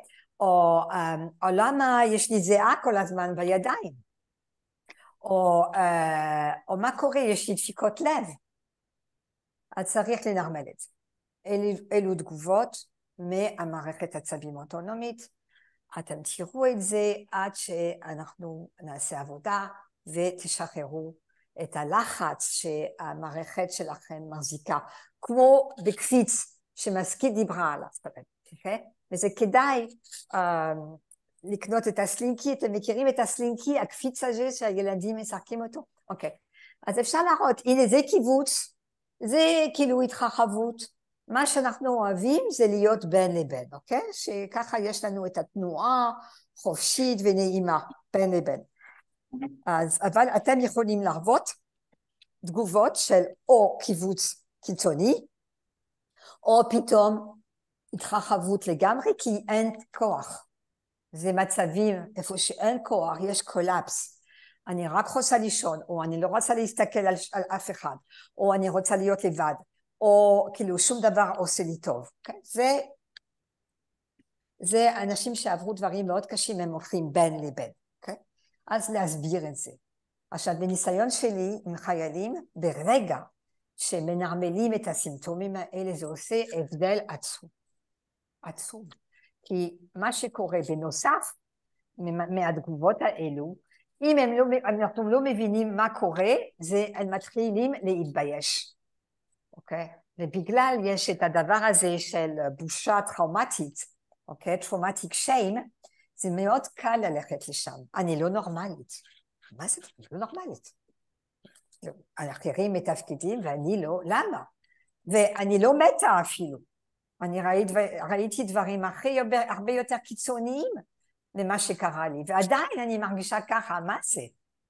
אוקיי? אז כל מיני דברים כאלו, אולי נפגשתם כבר עם תגובות כאלו, אז אני נרמל את זה. לנרמל, וזה סייקו-אדיוקיישן. אוקיי? אני רוצה רק להוסיף כן, משפט בבקשה. על זה, קטי, שגם עם ילדים, אפרופו, המון פעמים הם שואלים, כי לי יוצא לעבוד עם ילדים בבית חולים עוד לפני כל האירוע, עכשיו במצבים נורא קשים, שילדים במצבים של מחלות מסכנות חיים, והם יכולים לשאול, באמת, את פגשת עוד ילדים כאלה? רגע, והם יצאו מזה? הם הצליחו להתגבר? והנרמול הזה, המקום הזה שאתה נותן להם את הידיעה הזו, שכמו שקטי אמרה, הם נורמליים, הם לא איבדו את זה, זה גם בצורה מסוימת מחזיר קצת הנאו-קורטקס למקום, שהוא לא לגמרי היה במקום. ואני אומרת, כן, אפשר לחזור, אפשר לעשות כמה דברים ואני אעזור לכם. אני אלמד אתכם את זה. כל אחד יכול ללמוד את זה. וזה גם שאלה של ילדים, לא רק של מבוגרים.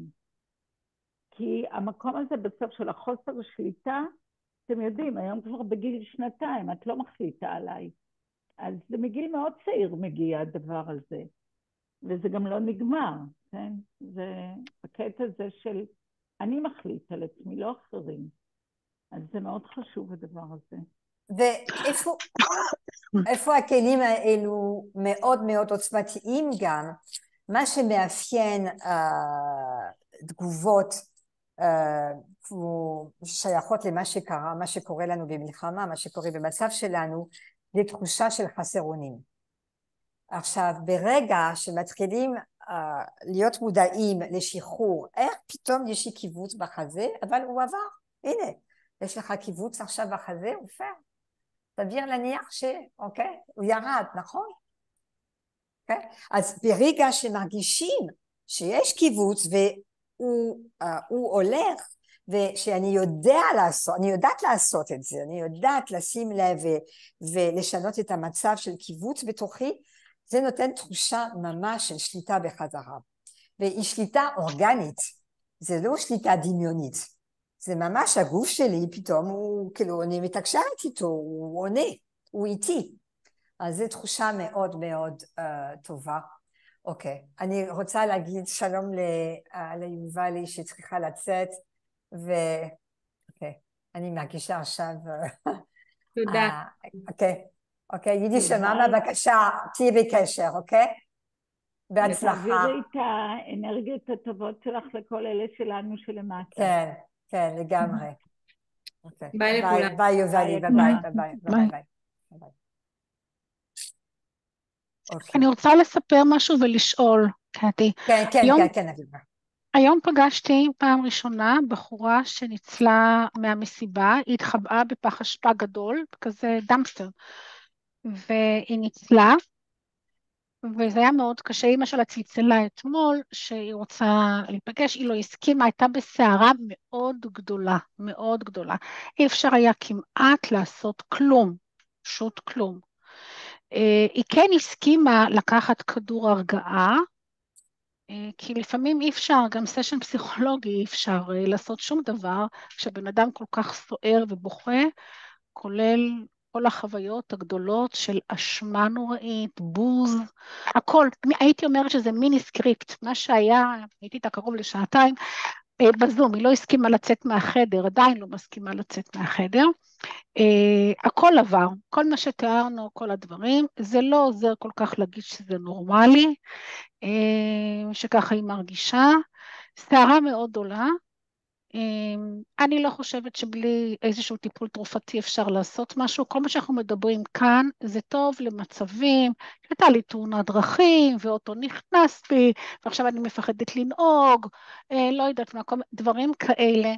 תראו, היא לא ראתה, למזלה היא לא ראתה, אבל היא שמעה צרחות וצווחות נוראיות, והיא גם התפללה לא למות. באותו רגע ההישרדות הייתה גדולה. והיום זה כל כך קשה לה, למה היא חיה, למה היא התפללה לא למות, אולי הייתה צריכה למות, כל מיני דברים נוראים, לא אלאה אתכם בכל התיאורים. אז את אמרת בעצמך, זה קטע מטיפול וצריך להיות מאוד ערניים לזה, אי אפשר בכל מצב לעשות את זה, ואנחנו לא בבית חולים, אם אני אעשה טעות הכי קטנה, היא לא תדבר איתי יותר. כבר ניסו לערב פסיכולוגית מקופת חולים, והיא כפי נראה, לא יודעת מה היא אמרה, זה גם לא רלוונטי, וזהו. וזה היה, אמא שלה אמרה, בתחילו ורחימו תנסי. קבענו למחר שוב. ובאמת הדבר שדווקא ניסיתי לעשות, זה לתת לה ביטחון בי. שאני מנוסה, ואני רגולציה, אעזור לך. להתחבר איתך. להתחבר תסמכי לך. עליי, אני אעזור לך. לא בניתי שום דבר על לקוחות שלה ולא על כלום, כי היא לא מסוגלת, היא בהתמוטטות, וכמו שאמרתי, זה כל המעגל, כן, שעוברים אותו. וברור שהיא צריכה טיפול תרופתי, וזה היה מה שאני חשבתי שאני צריכה לעשות, והיא הסכימה לקבל טיפול כרגע באסיבל, זה מה שהיא הסכימה לקבל, שרופא יבוא ותקבל זריקת אסיבל, ואמא שלה כתבה לי עכשיו שכבר יותר טוב, היא הולכת לישון, שזה גם מאוד חשוב לישון. ממש, ממש, ממש, זה כן. הצלה וישועה לישון, אבל פציינטים פרטיים, אני לא בבית חולים, אני בקליניקה פרטית, טעות הכי קטנה, ביי. הם לא התאשפזו אצלי. ואין לי יכולת לטעות במילימטר. החלון נסגר גם אצל ילדים. החלון, אני מדברת על קליניקה פרטית, אני לא מדברת עכשיו על בית חולים ועל אשפוזים ועל הכל, זה משהו אחר. אבל צריך מאוד להיות ערים לזה. מאוד ערים, שצריך הרגעה ופעולות מקדמות והמון ביטחון ולהרגיע את ההורים. לא פשוט, ההורים פנו אליי כי הם קיבלו המלצות, אבל זה לא מספיק. אני צריכה לממש את זה, בשיחה איתם, בכל רגע ורגע. כן. זה משימה מאוד מאוד, זה המבוא. מה שאנחנו למדנו ומאוד עזר לי בקורונה, הקורס שהייתי בו, אז באמת עזר לי ועוזר לי. במצבי חרדה, כמו שאמרתי, מישהי נכנס ברכב ומפחדת לנהוג.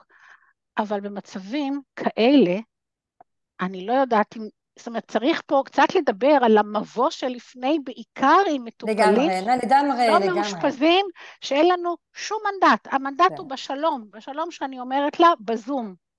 כן, כן, כן. אביבה, אני רק רוצה להגיד שהמבוא הזה הוא על אמושיונל ו5 שלבים, אוקיי? אז לדבר על מקרים כאלו זה משהו שדורש ממש פגישה הדרכה ויותר זמן, אוקיי?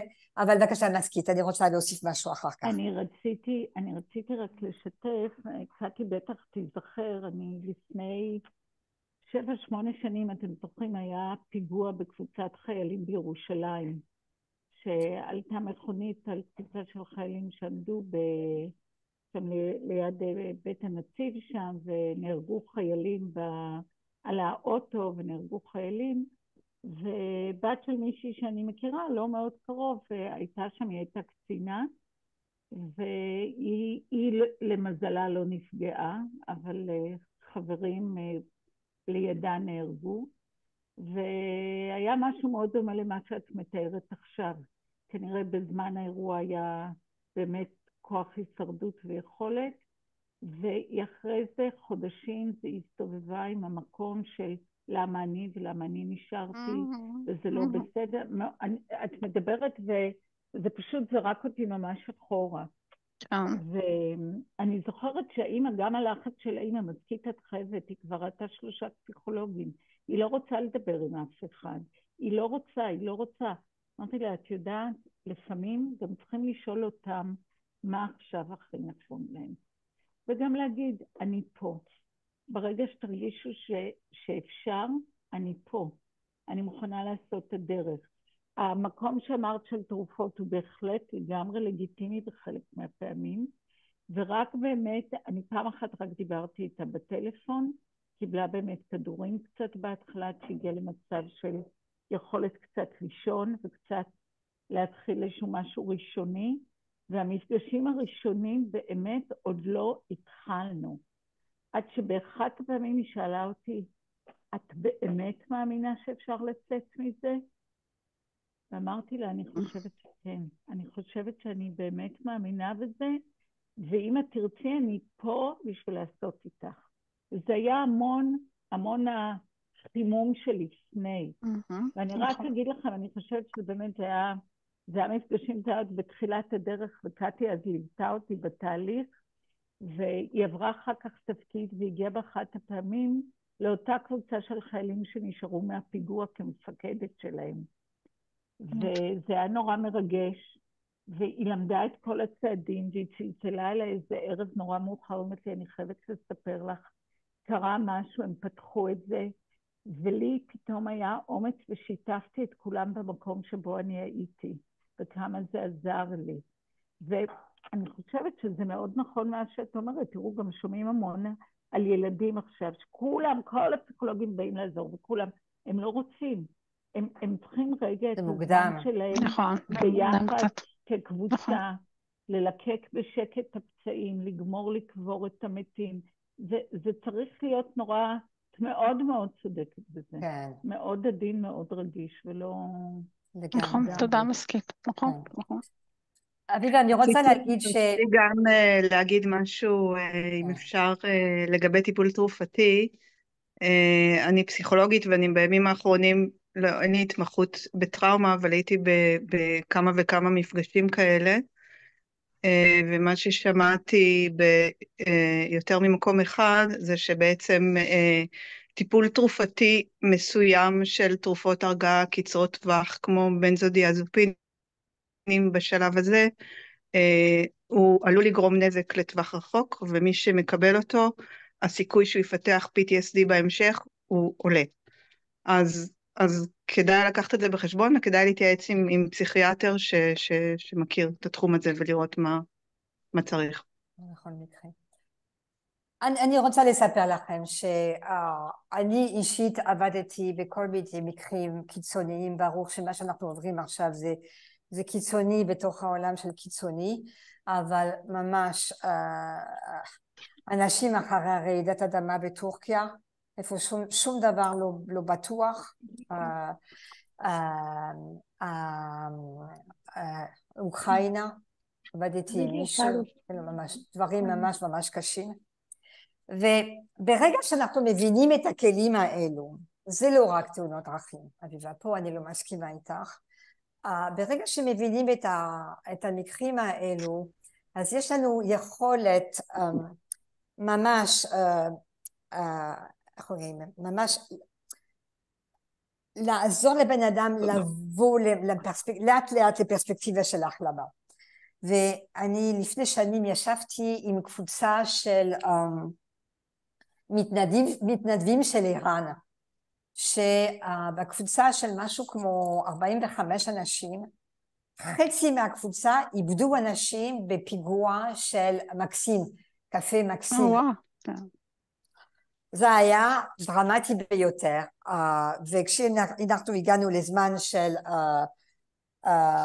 ולא ידעתי, וכשהגענו למקום של דמו, מישהי אמרה, אני רוצה לעשות דמו, מה הסיטואציה? היא אמרה, אני איבדתי 2 נשים, הבת והבעל שלה, אני חושבת, בתוך הפיגוע. אז אמרתי, כאילו, מה עושים במקרה כזה?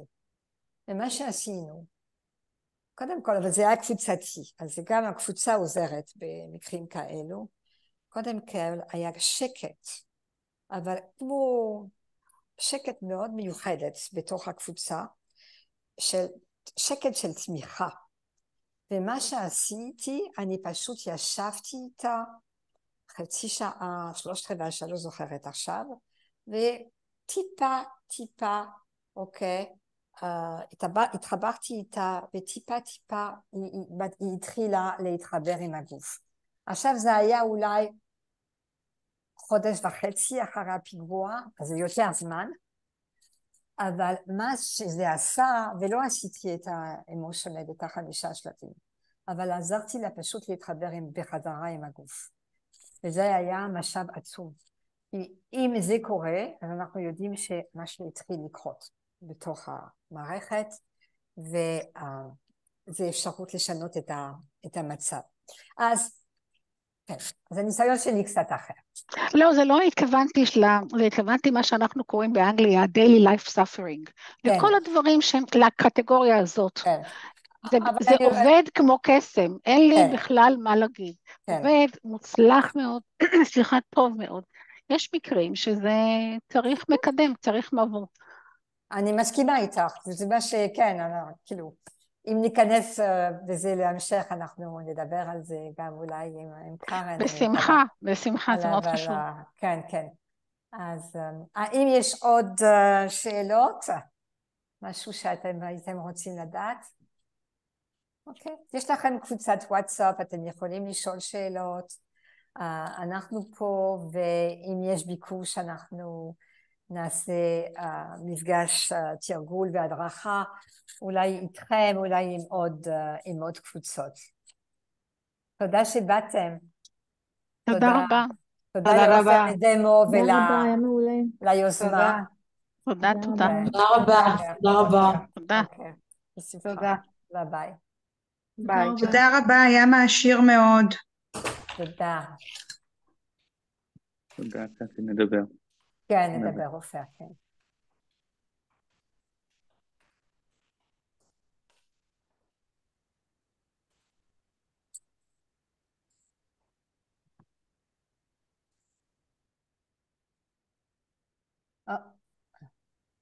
עמליה, את פה?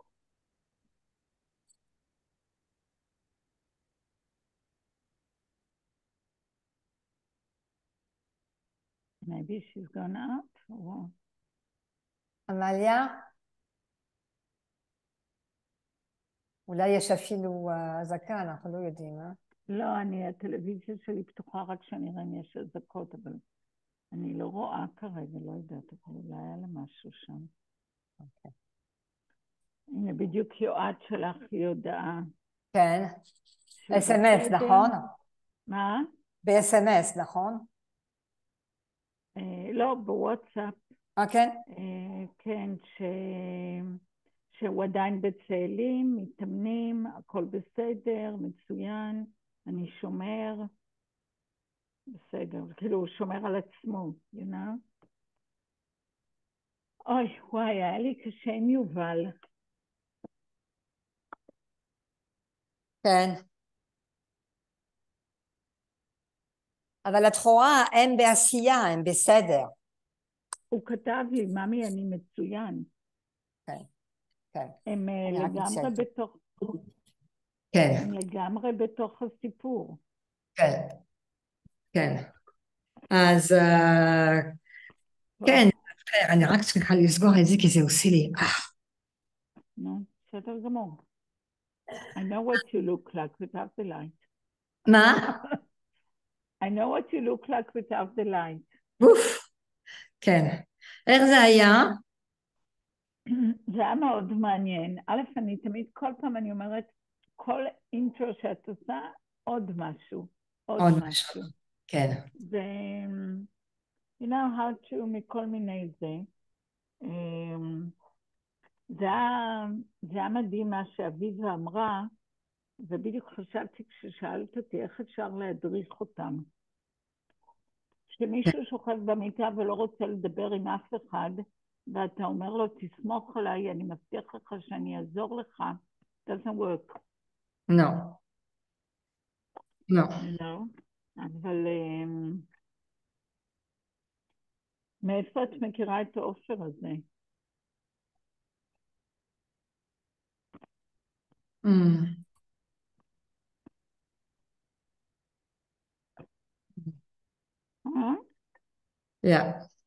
חתי.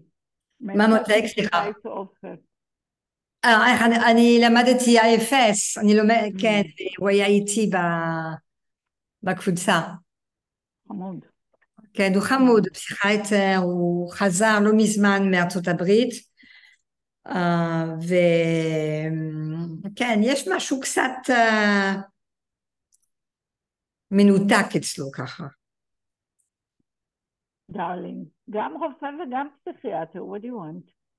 כן, כן, אין פלא, לא, אין פלא, ויחסית הוא עשה לא רע. כן, כן, כן, כן. להתחשב בזה. לא, אני חושבת שזה נורא חשוב. הם קיבלו משהו, לא? לגמרי, ואני גם חושבת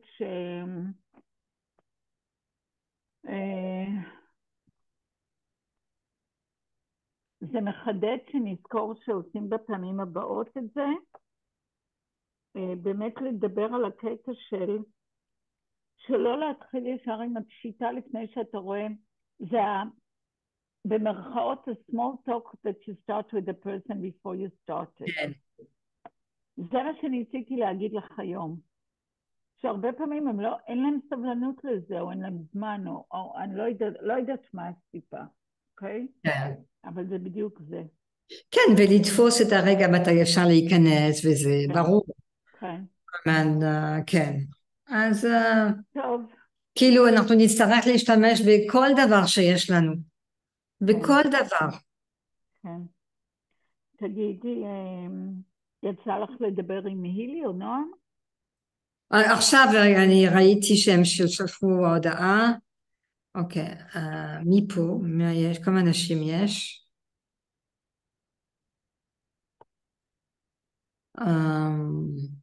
סיעול. אוקיי, יש לנו 20 משתתפים שם. אוקיי. כאילו, בסדר, התחלה טובה. נראה איך אנחנו נפיץ את זה הלאה. בסדר. לא, שאלתי קודם אם יצא לך לדבר עם נועם או הילי. אז אני ראיתי שעכשיו היא שלחה, אני שולחת לך. הילי הייתה היום הרבה יותר טוב מימים האחרונים. שנייה, אני שולחת לך. אוקיי. והיא אמרה להגיד תודה רבה למשכית. זה היה מדהים לראות את זה, אני ראיתי מיד. שנייה.